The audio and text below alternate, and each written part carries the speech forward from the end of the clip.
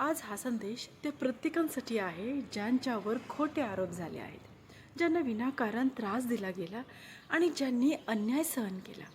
बायबलचं वचन म्हणतं, हे प्रभू, जे माझ्याशी वाद करतात त्यांच्याशी तू वाद कर, जे माझ्याशी लढतात त्यांच्याशी तू लढ. जे शब्द कमकुवत माणसाचे नाहीत तर देवावर पूर्ण विश्वास ठेवणाऱ्यांचे आहेत. दावीद म्हणतो, प्रभू तू माझी ढाल आहेस, तू माझी तलवार आहेस, तू माझा न्याय आहेस.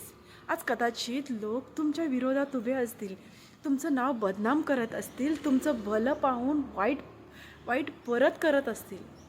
पण बायबल म्हणतं, स्तोत्रकर्ता म्हणतो, आठवण करून देतो, तुमचा देव गप्प बसलेला नाही.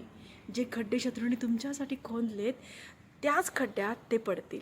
जे जाळे तुमच्यासाठी पसरवलेत तेच जाळे त्यांना अडकवेल.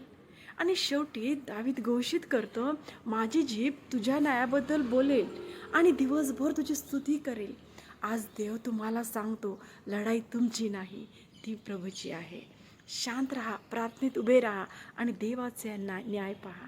आमेन. God bless you.